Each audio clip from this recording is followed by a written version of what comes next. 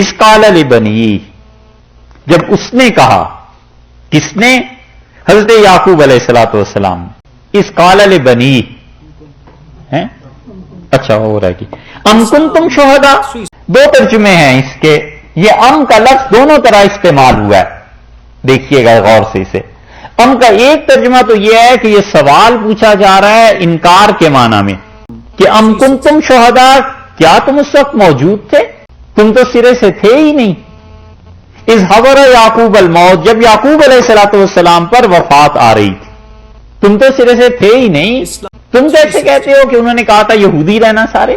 اور دوسری چیز کہ ام کنتم شہداء، اور تم خوب جانتے ہو کہ جب موجود تھے حضرت یعقوب علیہ الصلوۃ والسلام کے بیٹے، جب ان پر موت آئی، جب وفات کی کیفیت ان پہ طاری ہوئی، تو ام کو بعض حضرات نے لیا ہے کہ یہ سوال ہے اور انکار ہے اس کا کہ تم جھوٹ کہتے ہو کیونکہ تم موجود ہی نہیں تھے۔ ام کنتم شہداء، تم تو موجود ہی نہیں تھے، جھوٹ کہتے ہو۔ اور دوسرا ترجمہ یہ کیا گیا کہ تمہارے اسلاف، تمہارے بڑے تو موجود تھے نا، وہ تو سارے جانتے تھے کہ حضرت یعقوب علیہ السلام نے وصیت کی تھی توحید کی، اور وہی وصیت نسلاً بعد نسل تم میں منتقل ہوتی رہی ہے۔ اب تم کہتے ہو کہ یہودی ہو جاؤ، تو کیوں جھوٹ بولتے ہو؟ یہ وصیت تم تک نہیں پہنچی۔ یہ ہیں دونوں ترجمے ام کے، ام کنتم شہداء، کیا تم موجود تھے اس وقت؟ پہلا ترجمہ کر رہے ہیں اذ حضر یعقوب الموت، جب یعقوب علیہ الصلوۃ والسلام پر وفات آئی، موت آئی ان کے سامنے، یعنی وفات کی کیفیت شروع ہوئی ان کی۔ یہ دوسرا ترجمہ کر لیجئے کہ تم تو موجود ہی تھے، یعنی تمہارے بڑے موجود ہی تھے۔ وفات کے وقت سب کے بیٹے پوتے حاضر ہی ہوتے ہیں، جو بھی اس وقت گھر میں ہو، تو تم لوگ تو موجود ہی تھے، مراد تمہارے بڑے، اور وہ نسلاً بعد نسل تم میں منتقل ہوتی آئی۔ اذ قال لبنی، جب انہوں نے اپنے بیٹوں سے کہا کہ ما تعبدون من بعدی، میرے بیٹوں میرے وفات کے بعد، مرنے کے بعد کس کی عبادت کرو؟ اذ قال یعقوب، یہ جو ہے نا پیچھے اذ حضر یعقوب الموت، دوبارہ ہے نا اذ، پھر اس کو بھی اس کے ساتھ ملائیے، اذ حضر یعقوب الموت اذ قال یعقوب لبنی، جب بنی اپنے بیٹوں سے انہوں نے کہا ما تعبدون من بعدی، میرے بعد تم کس کی عبادت کرو۔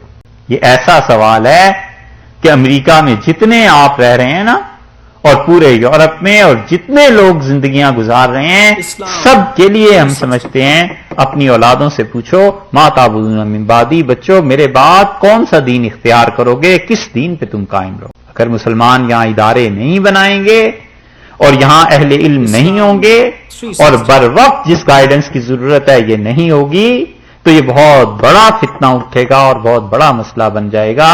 سوال یہی پیدا ہوتا ہے کہ ما تعبدون من بعدی، میرے بچوں میرے بعد تم کس کی عبادت کرو گے؟ جتنا دین میرے پاس تھا میں تمہیں پہنچا دیا، اگلی نسل کہاں جائے گی؟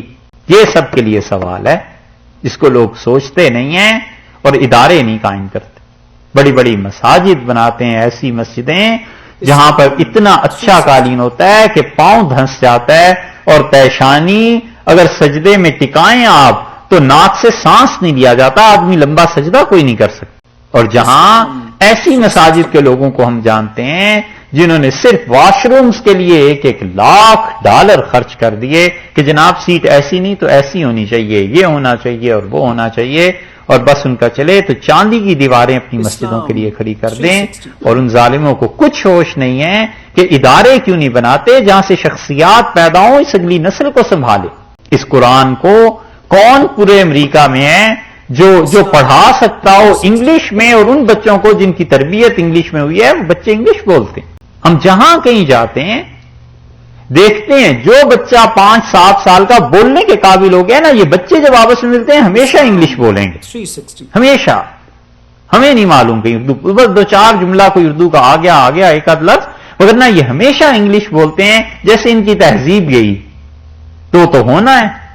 اور آگے جب جائیں گے کالجز میں، سکولز میں، تو ما تعبدون من بعد، انہوں نے کہا میرے بچوں میرے بعد کس کی عبادت کرو گے؟ یہ ہے سوال۔ اس لیے یہ بند کرنا چاہیے مسجدوں کے اتنے بنانے، اور مسجدوں کو اتنا سنوارنا، سکول بنائیں، کالج بنائیں، دینی ادارے بنائیں جہاں سے شخصیات بن کے نکلیں۔ جب شخصیات نکلیں گی وہ خود ہی سنبھال لیں گی کفر کو بھی، اور وہ خود ہی سنبھال لیں گی اسلام کو بھی۔ ہمیں جو وقت پہ کام کرنا چاہیے وہ کرنا چاہیے، اور اس کے لیے لوگ تیار نہیں، کتابیں نہیں، اسلام کا صحیح لٹریچر یہاں نہیں۔ شاہ ولی اللہ رحمۃ اللہ علیہ کا 1000 بار نام لیتے ہیں۔ شاہ صاحب کی کتابیں تو بھی حضرت کے انتقال کو 300 برس ہو گئے، 1760 سے 1860، 1960 اور 200 اور 245، 250 برس تو ہو ہی گئے۔ 62 میں شاید حضرت کا انتقال ہوا تھا، 1762 یا 1760، بہرحال اسی زمانے میں ہوا تھا۔ ان کی کتابیں بھی تک تو ساری وہاں نہیں چھپی، یہاں کون انگلش میں ٹرانسلیشن کرے؟ اسی لیے ہم کہتے ہیں کہ اس قرآن کی تفسیر پڑھنی ہے، 15 جلدوں میں، 20 جلدوں میں، 50 جلدوں میں تفسیریں لکھی ہوئی ہیں۔ اللہ کے بندوں، کوئی ایک تفسیر مجھے انگلش میں بتاؤ جو 10 جلدوں میں لکھی گئی ہو۔ 4 جلدیں، 5 جلدیں، اس سے زیادہ ہم نے نہیں دیکھی، اور 4 جلدوں میں بھی یہ کہ 1 جلد 2 جلدیں تو قرآن پاک کی اپنی ہی ہیں۔ کہاں ہیں یہ کتابیں؟ یہ اگلی نسلیں پڑھیں گی کہاں؟ ما تعبدون من بعدی، میرے بعد کس کی عبادت کرو گے؟ ڈالرز کی؟ دوسری نسل آئے گی، وہ اس سے کم دین ہوگا، اور تیسری نسل میں پھر بیڑا غرق ہو جائے گا۔ اس لیے جو علم ہے، جو حکومت ہے، بادشاہت ہے، آپ غور کر لیجئے گا، اب کچھ عرصے سے یہ 3-4 پشتوں سے زیادہ نہیں چلتی۔ بڑے بڑے بادشاہ 4 پشتیں نکالتے ہیں، 5 پشتیں، پھر انقلاب آ جاتا ہے، کوئی اور طبقہ غالب آ جاتا ہے، حکمرانیاں ایسے چلی جاتی ہیں۔ علم بھی ایسے ہی چلا جاتا ہے کہ کسی اچھے آدمی نے علم کا پودا لگایا، بیٹے ہوئے، آگے پھر پوتے ہوئے، پڑپوتے ہوئے، اور 5ویں نسل میں علم ختم ہو گیا، کہیں کے کہیں پہنچ گیا۔ آپ سوچیں یہاں کیا ہوگا؟ کوئی تعلیم کا بندوبست نہیں۔ ہم آپ سے پوچھتے ہیں، آپ کبھی غور کریں، ہرات میں رہتے تھے لوگ، کابل میں رہتے تھے، افغانستان میں رہتے تھے، ایران میں حتیٰ کہ رہتے تھے۔ جب مسلمانوں کی فتوحات ہوئی ہیں تو انہوں نے قرآن پاک کی تفسیریں لکھی ہیں، حتیٰ کہ اسپین والوں نے لکھی، تو انہوں نے قرآن کی تفسیر کیا کی؟ عربی میں لکھتی، ہندوستان والوں نے اردو میں لکھتی، 10 جلدوں میں، حتیٰ کہ 20 جلدوں میں اردو کی تفسیریں مل جائیں گی، مواہب الرحمان مثلاً مل جائے گی۔ تو انہوں نے عربی کو پڑھا نا، تفسیر کو پڑھا، پھر اپنی زبان میں۔ فرق کیا پڑتا ہے آخر؟ اردو کی بجائے اگر انگلش میں لکھی جائے، جس آدمی نے انگلش پڑھی ہوئی ہو اور قرآن کو جانتا ہو، سمجھتا ہو، تو بجائے اردو کے انگلش اس کی میڈیم آ گیا۔ ہونا چاہیے یا نہیں ہونا چاہیے؟ جب ہونا چاہیے تو 300 سال سے انگریزوں سے واسطہ ہے، 18ویں، 19ویں، 20ویں صدی گزر گئی، اور 300 برس میں ایک ڈھنگ کی تفسیر، کسی حدیث کی کتاب، کوئی حدیث کی شرح، کوئی فقہ کی شرح، انگلش کا دامن خالی۔ ما تعبدون من بعدی، میرے بعد کس کی عبادت کرو گے؟ یہ آیت ایسی ہے جو لکھ لکھ کے گھروں میں بھیجنی چاہیے کہ تم سوچو۔ اس قال لبنی، جب یعقوب علیہ السلام نے کہا میرے بچوں میرے بعد کس کی عبادت کرو گے؟ قالوا نعبد الہ کا، انہوں نے کہا ابا ہم عبادت کریں گے الہ کا، آپ کے پروردگار کی، جو آپ کا خدا ہے، وہ الہ آبائی کا، اور جو اللہ تھا آپ کے آباء و اجداد کا، اور آپ کے آباء و اجداد میں ابراہیم، اسماعیل اور اسحاق، تین نام انہوں نے لیے کہ ابا ہم ان کی عبادت کریں گے۔ اچھا یہ کہہ کون رہے ہیں؟ یعقوب علیہ السلام کہہ اپنے بیٹوں سے رہے ہیں، اور یعقوب علیہ السلام کے والد کون ہوئے؟ اسحاق علیہ السلام، اور ان کے والد ابراہیم علیہ السلام، ٹھیک ہے۔ اسماعیل علیہ السلام درمیان میں کہاں سے آ گئے؟ وَإِلَٰهَ آبَائِكَ إِبْرَاهِيمَ وَإِسْمَاعِيلَ وَإِسْحَاقَ، انہوں نے کہا جو آپ کے آباء و اجداد تھے۔ تو حضرت اسماعیل علیہ السلام تو ان بچوں کے کیا لگے؟ چچا، تایا، بڑے چچا ہوئے نا، تایا ہوئے۔ اس سے فقہا نے دلیل لی ہے، فقہا کہتے ہیں کہ تایا بھی جو ہے وہ باپ کے حکم میں آ جاتا ہے، تایا بھی باپ کے حکم میں آ جاتا ہے، ادب کے اعتبار سے بھی اور بعض مرتبہ وراثت کے مسائل میں بھی۔ اس آیت کو 1000 بار آپ پڑھ جائیے، مگر فقیہ جس نظر سے دیکھتا ہے نا کہ اس سے حکم کیا ثابت ہوتا ہے، ہر آدمی نہیں سمجھ سکتا اس کو۔ تو انہوں نے کہا ہم عبادت کریں گے اس خدا کی جو آپ کا تھا اور جو آپ کے آباء و اجداد ابراہیم، اسماعیل اور اسحاق کا تھا۔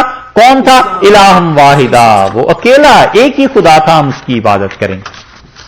دیکھا، پھر لے آئے الہم واحدہ، ایک خدا تھا، تاکہ یہ پتا چل جائے کہ سب کے خدا کوئی الگ الگ نہیں تھے، ایک ہی تھا۔ وَنَحْنُ لَهُ مُسْلِمُونَ، اور بلا شک و شبہ ابا نحن لہو مسلمون، ہم اسی اللہ کی ذات کے لیے ہر طرح سے فرما بردار ہیں، ہر طرح سے اپنا اختیار ہم نے ہٹایا ہوا ہے. یہ ہے مقصد بتانا کہ دیکھو وہ تو اتنے اچھے تھے تمہارے آباء و اجداد ہو، تم یہودیت اور عیسائیت کی دعوت دیتے ہو.